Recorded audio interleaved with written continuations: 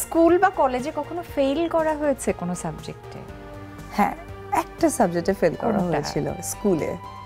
কোন সাবজেক্ট? সেটা হচ্ছে আমার এক বান্ধবী, ওকে মা একটু সিক ছিল, তো সিক থাকার কারণে মাকে নিয়ে আমার ইন্ডিয়া যেতে হয়েছিল আমার হার্টের জন্য। তো ওকে আমি বলে গিয়েছিলাম যে আমি 15 দিনের জন্য যাচ্ছি, আমি এসে কিন্তু তোর কাছে সিলেবাসটা নিব।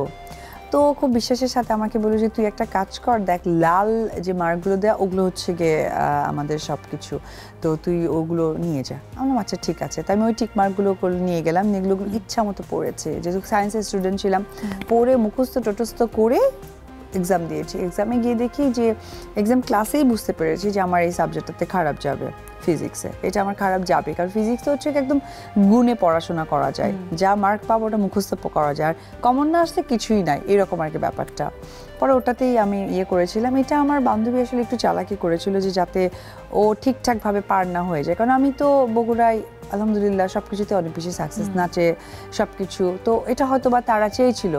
তো পুরাল্লার রহমতে যেহেতু সমস্ত ভালো ছিল, পরে টিচার আবার আমাকে বেশ কয়েকটা জিজ্ঞেস করেছিল যে না তোমাকে তো এসএসসি পরীক্ষাতে একটু প্রবলেম হবে পি টেস্টে, এটা কি করা যায়। অনেক কিছু বলার পর উনি প্রিভিয়াস আমার সব কিছু রিপোর্ট যেহেতু আমি ক্লাস ক্যাপ্টেন ছিলাম, সব কিছু দেখার পর বিবেচনা করেছে, মা অসুস্থ ছিল, মেয়েটা এসেই এক্সাম দিয়েছে, সব কিছু মিলে তখন আমাকে করতে দেয়, এক্সাম দিতে দেয় এসএসসি। সো এটা আমার জীবনে একটা অনেক বড় একটা কষ্ট, একটা গ্যাপ, কারণ আমি লাইফে কোথাও কোনো খারাপ রেজাল্ট করি, আমি খুবই ভালো রেজাল্ট করতাম, এটা তুমিও জানো। তো ওইটাই আমার একটা ভুল ছিল ওই সময়টাতে। হ্যাঁ, ওই একটা সাবজেক্টে ভুল ছিল, আর ইনশাআল্লাহ সবকিছু ঠিকঠাক ছিল। স্কুল কলেজ বা এখন যে লাইফেই হোক, অপু বিশ্বাসের ক্রাশ কে? আমার crush Shahrukh Khan. Shahrukh Khan all time. ওকে, একজন আর্টিস্ট যার সাথে অপু বিশ্বাস কখনো স্ক্রিন শেয়ার করতে চায় না? না, ওরকম নেই, সবার সাথেই করতে চাই। এরকম পার্টিকুলার কেউ নেই? একদমই না। আচ্ছা, জীবনে কোন দিন অপু বিশ্বাস সব থেকে বেশি কেঁদেছে? কান্না তো দুই রকমের, একটা আনন্দে, একটা কষ্টে। আমি দুটোই শুনবো। আনন্দেরটা শুনি আগে। সেটা হচ্ছে যে আমার ছেলে যখন হয়েছে, আমি আমি আমি বিশ্বাস করতে পারছি যে আমার ছেলে, মানে এটা আমার শরীর থেকে কিছু একটা হয়েছে, ওইটা একটা খুব খুশির একটা কান্না ছিল। আর মা মারা যাওয়ার পর আসলে মা মারা গেছে এটা আমি বিশ্বাস করতে পারছিলাম না, এটা আমি আসলে কেঁদেছি না কি আমি নিজেও এক্সপ্লেন করতে পারবো না।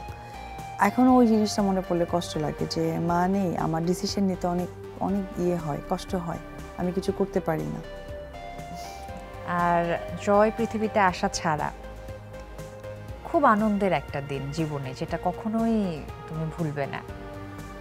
আমার কাছে জয়ই মনে হয়, বাট তারপরেও যদি মনে হয় যে খুবই আনন্দের একটা দিন, সেটা হচ্ছে যে আমি প্রথম যখন সিনেমায় কাজ করলাম, মার খুবই ইচ্ছে ছিল, মা খুবই পরিশ্রম করতো আমার নাচ নিয়ে সব কিছু, এবং মা একটু হেলদি মানুষ ছিলেন, বসে থাকতেন, পা ফুলে যেত, অনেক অনেক দেখেছি মার কষ্ট।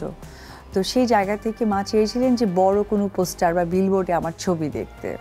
তো যখন আমি কোটি টাকার কাবিনটা করার পর পুরো অলমোস্ট বাংলাদেশে আমার সিনেমার পোস্টারগুলো হয়েছে, এবং আমার ছবিটা বড় বড় করা, যেহেতু আমি চিত্রনায়িকা, তো ওইটা দেখে মা যে আনন্দটা পেয়েছিল, ওইটা দেখে আমার ভালো লেগেছিল যে ইয়েস, আমার মা অনেক পরিশ্রম করেছে, উনি চেয়েছেন তার সন্তানের কিছু হোক, সেটা আমি তাকে হ্যাপি করতে পেরেছি। আর সন্তান হিসেবে সেটা খুব প্রেশাস একটা ফিলিং ছিল। এক্স্যাক্টলি, যেটা আজকে বুঝতে পারি যে আমার ছেলে কিছু একটা ভালো করলে কি যে পরিমাণ ভালো লাগে।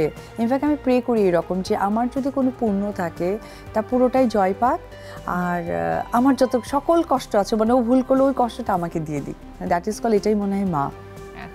থ্যাংক ইউ সো মাচ, কথা বলে খুবই ভালো লাগলো সব সময়ের মতোই। থ্যাংক ইউ তোমাকেও, অনেক দিন পর অ্যাটলিস্ট এই প্রোগ্রামের মধ্যে দিয়ে তোমার সাথে দেখা হলো, একটু আড্ডা দিতে পারলাম। Thank you so much for coming, খুব ভালো লেগেছে। আমি একটু কথায় কথায় দর্শকদের থেকে বিদায় নিই, তারপরে একটা গিফট আছে তোমার জন্য। ঠিক আছে। প্রিয় দর্শক, এই ছিল আমাদের আজকের টাইলক্স সুবাসিত hygienic cleaner present celebrity show Friday night. আমাদের ঢালিউড কুইন অপু বিশ্বাসের সাথে কিন্তু চমৎকার সময় কাটালাম। আশা করছি আপনাদের সময়টা একটু হলেও আমরা সুন্দর করতে পেরেছি, আনন্দ দিতে পেরেছি। আজকের মতো আমি রুহানি সালসাবিল লাবণ্য বিদায় নিয়ে নিচ্ছি। আগামী ফ্রাইডে নাইটে আবারও দেখা হচ্ছে। সবাই খুব ভালো থাকুন, শুভরাত্রি।